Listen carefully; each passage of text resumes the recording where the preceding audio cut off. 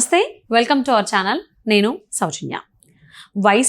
వైజాగ్లో YCP social media summit అని ఒకటి కండక్ట్ చేసిన విషయం అందరికీ తెలిసిందే. అందులో ఒక వీడియో కూడా వైరల్ అవుతుంది. అందులో ఆ ఎంటర్‌ప్రెన్యూర్ అనేటువంటి అమ్మాయి ఎవరైతే ఉన్నారో ఆ అమ్మాయి అడిగినటువంటి ప్రశ్నకి జగన్మోహన్ రెడ్డి సమాధానం చెప్పలేక చాలా సైలెంట్ అయిపోయారు. ఎందుకు అయిపోయారు ఏంటి? అందులో మధ్యలో సజ్జల భార్గవరెడ్డి ఒక కామెంట్స్ కూడా చేయడం జరిగింది. ఈ అంశాన్ని ఏ విధంగా తీసుకొని మనం ఏ విధంగా అర్థం చేసుకోవాలి, మరి ఈ అంశానికి సంబంధించి మనతో మాట్లాడడానికి, వారి విశ్లేషణని మనతో పంచుకోవడానికి ఈరోజు మనతో పాటు ఉన్నారు senior political analyst, social activist Krishna Kumar గారు ఉన్నారు. వారితో మాట్లాడదాం. నమస్తే అండి. అంటే వైజాగ్లో జరిగినటువంటి వైసీపీ సోషల్ మీడియా సమ్మిట్లో ఒక వీడియో సోషల్ మీడియాలో వైరల్ అవుతుంది. అది మనందరం చూసాం.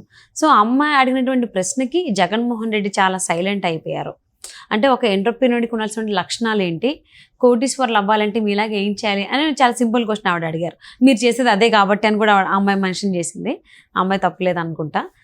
అంటే ఆయన సైలెంట్గా ఉండడం, తర్వాత సజ్జల భార్గవ్ దానికి కామెంట్ ఇవ్వడం, దీన్ని ఈ అంశాన్ని ఏ విధంగా అర్థం చేసుకోవాలి? ఎందుకు జగన్మోహన్ రెడ్డి సైలెంట్ అయిపోయారు మాట్లాడలేక?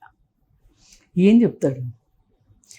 ఏదైనా వ్యాపారం మొదలెడితే ఇలా మొదలెట్టాను, ఇలా నా ప్రస్థానం ఇలా ముందుకు వచ్చింది, నేను ఇవాళ ఈ పరిస్థితిలో ఉన్నాను, నా ప్రస్థానం ఇది, నా ప్రయాణం ఇది, ప్రస్తుతం ఉన్న పరిస్థితి ఇది అని చెప్పుకుంటారు. ఆయనకి ఒకప్పుడు హెచ్ఐవి వస్తే ఎవరు ఉన్నా భయపడేవాళ్ళు. అవును, ఆ ఇంట్లో హెచ్ఐవి పేషెంట్ ఉన్నా అంట. ఇప్పుడు చాలామంది చాలా మామూలుగా మాట్లాడుకుంటున్నారు. కానీ ఎప్పుడైతే పులిరాజాకి ఎయిడ్స్ వస్తుందా అనే ఒక అడ్వర్టైజ్మెంట్ వచ్చి ఇది బాగా ప్రాచుర్యం పొందిన తర్వాత ఎయిడ్స్ అంటే భయం లేకుండా అయిపోయింది కదా. అయితే ఇప్పుడు పరిస్థితి ఏమైపోయింది అంటే, వైజాగ్లో ఆ అమ్మాయి అడిగిన ప్రశ్నకి అసలు జగన్మోహన్ రెడ్డి అంత బిత్తర చూపులు చూడాల్సిన అవసరం ఏంటి? అంత స్టాండ్ స్టిల్ అయిపోయాడు. అంటే మాన్పడిపోవడం అంటారు, అంటే కొయ్యవారిపోయారు. ఇలాంటి మాటలన్నీ ఉంటాయి. అంటే ఏదైనా వినకూడని మాట వింటే, ఏదైనా అనకూడని మాట అనిపించుకుంటే వచ్చే ఒక రకమైన భావోద్వేగం ఉంటుంది చూసారా, అసలు అచేతనంగా మారిపోవడం అంటారు. ఇలా ఎన్ని రకాలుగా వర్ణించవచ్చో ఆ క్షణం జగన్మోహన్ రెడ్డి మొహంలో కదలాడింది. ఈ చేష్టలు ఉడిగిపోయాడు ఆయన. ఏం సమాధానం చెప్పాలి అని.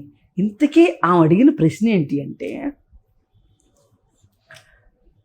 మీరు ఒకప్పుడు ఎంటర్‌ప్రెన్యూర్ కదా, మీరు ఏం కష్టాలు పడ్డారు ఎంటర్‌ప్రెన్యూర్‌గా, అలాగే ఇప్పుడు పొలిటీషియన్ అయ్యారు. మరి ఈ రెండింటిని మీరు ఎట్లా బ్యాలెన్స్ చేసుకుంటున్నారు? మీ కష్ట సుఖాలు చెప్పండి. మేము కూడా ఎంటర్‌ప్రెన్యూర్స్ని, మాకు కూడా కొంచెం టిప్స్ ఇవ్వండి అన్నట్లుగా అడిగింది ఆవిడ. అడిగితే మరి నిజంగా వ్యాపారాలు చేసినోడైతే ఆ వ్యాపారాలు ఏంటో, ఎలా మొదలెట్టాడో, ఏం చేశాడో చెప్పుకుంటాడు. మరి సరిగా ఆయన చెప్పలేదు. ఎట్లాగో ఆయన చెప్పినప్పుడు ఏం చేయాలి? ఎవరో ఒకళ్ళు ఎంతో కొంతైనా ఆయన చెప్పుండాల్సింది నోరిప్పి. ఇది సందర్భం కాదను, ఈ సమయం సరిపోదను, ఇది వేదిక కాదను, ఏదో ఒకటి చెప్పుండాల్సింది. ఏమీ చెప్పకుండా అయోమయం జగన్నాథం లాగా అయిపోయాడు. ఒక్క నిమిషం అయిపోయేసరికి ఇక పరిస్థితులు బాగోలేదు అనేది అర్థమైపోయి, సజ్జల భార్గవ ఏం చెప్పాడు అంటే, విత్ సార్ పర్మిషన్ నేను చెప్తున్నాను, సార్ తరఫున గూగుల్లో అన్నీ ఉంటాయి చూసుకోండి అని చెప్పేసి చిన్నగా ఒక ముక్తాయింపు ఇచ్చేసేసి దాన్ని క్లోజ్ చేసి పారేశాడు. కానీ జగన్మోహన్ రెడ్డి అంటూ నోరు తెరిస్తే, మాట్లాడడం మొదలెడితే ఆయన ఏం చెప్తాడు అనేది అందరికీ తెలుసు. అలాగే ఇప్పుడు ఆయన ఇచ్చిన క్లూ ప్రకారం గూగుల్లో కూడా అన్నీ ఉంటాయి. ఇప్పుడు మనం మాట్లాడుకోవాల్సింది ఏంటి అంటే, అసలు గూగుల్లో ఏముంది? ఇప్పుడు ఆ అమ్మాయికి తెలియదు ఏదో, ఇప్పుడు ఆ అమ్మాయికి గూగుల్ తీసి చూసేంత ఓపిక ఉందో లేదో, వేరే వాళ్ళకు కూడా అంతట అవకాశం ఉంటుందో ఉండదో, అందరికీ గూగుల్ చూసే అవకాశం ఉంటుందో లేదో, కనీసం మన వీడియో ద్వారా అయినా తెలుసుకుంటారు. ఇప్పుడు ఇలాంటి ప్రశ్నే ఒకానొక సందర్భంలో కేసీఆర్కి ఎదురైంది. ఏంటండి మీ ఐటీలో ఇన్ని డబ్బులు కనిపిస్తున్నాయి, మీరు ఏం చేశారు అంటే, నేను క్యాప్సికం పండించాను, ఎకరానికి ₹1,00,00,000 వచ్చింది అని చెప్పాడు ఆయన కేసీఆర్. అలాంటి పిట్ట కథ ఏదన్నా చెప్పినా బాగుండుండేది జగన్మోహన్ రెడ్డి. అది కూడా చెప్పలేకపోయాడు.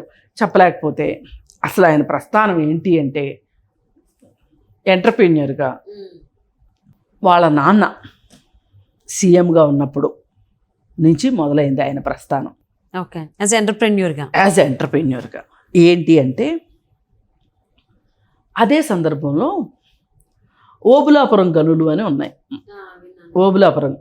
ఓబులాపురం గనుల్లో ఐరన్ ఓర్ తీస్తారు. ఈ ఐరన్ ఓరు చైనాకి ట్రాన్స్పోర్ట్ అవుతుంది. ఇప్పుడు గనులకు సంబంధించిన కాంట్రాక్ట్ ఏం తీసుకున్నా కానీ మనము క్యూబిక్ మీటర్లో గవర్నమెంట్కి కొంత డబ్బులు కడతాం, సెస్ కొంత కడతాం. అయితే దాన్ని మనము గవర్నమెంట్ ఆ కాంట్రాక్ట్ మనం తీసుకుని, టెండర్ మనం తీసుకుని, క్యూబిక్ మీటర్లు మేము ఇన్ని క్యూబిక్ మీటర్లు తవ్వాము, మీరు వచ్చి లెక్కేసుకోండి అని చెప్తే గవర్నమెంట్కి సంబంధించి ఆ గనులు శాఖకు సంబంధించి ఒకడు వస్తాడు, లెక్కలు వేసుకుంటాడు. 2,000 క్యూబిక్ మీటర్లు మీరు తవ్వారు, దీనికి గవర్నమెంట్ కట్టాల్సింది కట్టండి అని చెప్తారు. అలాంటి దగ్గర కర్ణాటకలో గాలి జనార్దన్ రెడ్డి అనేవాడు ఉన్నాడు. అతను ఆ గనులకి యజమాని. ఆయన సంగతి ఏంటంటే, ఆయన కూడా ఏం పెద్ద శ్రీకృష్ణదేవరాయలు వంశానికి సంబంధించిన వాడేం కాదు. ఆయన కాకపోతే అనుకుంటాడు నేను శ్రీకృష్ణదేవరాయలని, డబ్బులు వచ్చాక ఆయన అలా అనుకుంటూ ఉంటాడు. అయితే ఆయన ఏం చేశాడు, ఒక కానిస్టేబుల్ కొడుకు అతను ఒక గనులు కాంట్రాక్టర్ దగ్గర ఉద్యోగంలో చేరాడు. చేరి ఆ కాంట్రాక్టర్ కూతుర్ని ప్రేమించి పెళ్లి చేసుకున్నాడు. ఇంట్లో నుంచి తీసుకుని వెళ్ళిపోయి ఆ అమ్మాయిని పెళ్లి చేసుకున్నాడు. పెళ్లి చేసుకున్న తర్వాత కొన్నాళ్ళు పోయిన తర్వాత ఆ గనికి సంబంధించిన కాంట్రాక్టరు చచ్చిపోయాడు. సీన్ కట్ చేస్తే ఆ గని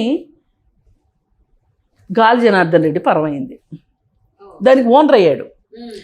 ఆ గని కాంట్రాక్టర్ దగ్గర పనిచేసే ఎంప్లాయీ కూతుర్నేమో పెళ్లి చేసుకున్నాడు, కాంట్రాక్టర్ ఏమో చచ్చిపోయాడు. చచ్చిపోయిన తర్వాత ఆ గనికి ఈయన యజమాని అయ్యాడు. అయ్యి ఇక విపరీతంగా సంపాదించి ఎంత సంపాదించాడు అంటే, ఇప్పటి వరకు మొన్న అంబానీ కొడుకు పెళ్ళి ప్రారంభ వేడుకల కంటే ముందు మన భారతదేశంలో ఎవరో అన్ని డబ్బులు ఖర్చు పెట్టి పెళ్లి చేయలే. 500 కోట్లు ఖర్చు పెట్టి కూతురు పెళ్లి చేశాడు. కరెక్ట్గా డిమానిటైజేషన్ అయిన కొత్తల్లో చేశాడు ఆయన పెళ్ళి. దాని మీద చాలామంది ఏంటి అనే వివరణలు అడిగారు. ఎవరు చెప్పినా కానీ, ఎవరు అడిగినా కానీ, ఎవరికి మీకు చెప్పేది ఏంటి పోండి అన్నాడు, అయిపోయింది. అయితే అతనికి వైఎస్ రాజశేఖర రెడ్డి హెల్ప్ చేశారు. ఎందుకు హెల్ప్ చేశారు? ఓబులాపురం గనులు కొంత మన ఆంధ్రప్రదేశ్లోను, కొంత కర్ణాటకలోనూ ఉంటాయి. ఈ బోర్డర్ ఇష్యూని అడ్డం పెట్టుకొని ఆయన కర్ణాటకలో కాంట్రాక్టర్గా ఉండి మన ఆంధ్రప్రదేశ్ గనులు తవ్వుకున్నాడు. దానికి చూసి చూడనట్టు వైఎస్ రాజశేఖర రెడ్డి పోయినందుకు గాను గాలి జనార్దన్ రెడ్డికి డబ్బులు వచ్చినాయి. మరి ఒట్టిగా డబ్బులు వస్తే ఆయన ఒక్కడే డబ్బులు తీసుకుంటే అట్ట? సాయం చేసిన వాళ్ళకి సాయం చేయాలిగా. అందుకని ఏం చేశాడు, అందుకు ప్రతిగా ఈ తమ్ముడిని, జగన్మోహన్ రెడ్డి అనే తమ్ముడిని తీసుకొని జగన్మోహన్ రెడ్డికి బెంగళూరులో వ్యాపారాలు పెట్టించే విషయంలో డబ్బు సహాయం చేశాడు. చేసి ఆయన ఎప్పుడు ఏం చెప్తుండేవాడంటే, గాలి జనార్దన్ రెడ్డి, నా తండ్రి తర్వాత తండ్రి అంతటివాడు ఎవరు? వైఎస్ రాజశేఖర రెడ్డి గారు. నా తమ్ముడు నాకు దేవుడిచ్చిన తండ్రి, దేవుడిచ్చిన తమ్ముడు అని అభివర్ణించేవాడు గాలి జనార్దన్ రెడ్డి. ఆ సందర్భంగానే ఇంకా వేరే క్విడ్ ప్రోకో కేసుల్లో వచ్చిన డబ్బులతోటి బెంగళూరులో మంత్రి మాల్ కూడా తీసుకున్నారు వీళ్ళు. తీసుకుని ఇప్పుడు దానిలో కోట్లు అద్దెలు వస్తున్నాయి ఆ మంత్రి మాల్లో. అక్కడ మంత్రి మాల్ తీసుకున్నందుకు గాను ప్రతిగా హైదరాబాద్లో మంత్రి డెవలపర్స్ వాళ్ళకి ల్యాండ్స్ ఇవ్వటం. ఇలా ఆ తర్వాత సరస్వతి పవరు, సండూరు పవరు, ఇక రకరకాలు ఏమి చెయ్యొచ్చో అవన్నీ చేసేశారు. అంటే డీలింగ్సా డీలింగ్ అంటే సెటిల్మెంట్. ఇప్పుడు క్విట్ ప్రోకో అంటే మీకు ఇది నాకు ఇది అన్నట్టు, మీకింత నాకింత ఒక పనిలో ప్రభుత్వం తరఫు నుంచి నేను సహాయం చేస్తాను, మీకు వచ్చే లాభంలో నాకు షేర్ ఇవ్వండి అనేది క్విట్ ప్రోకో. ఆ ప్రకారంగా ఇవన్నీ జరిగినాయి. దానిలోనే పెన్నా ప్రతాప్ రెడ్డిని తీసుకొచ్చారు. ఆ తర్వాత చాలామంది ఐఏఎస్ ఆఫీసర్లను తీసుకొచ్చారు ఈ కేసులో.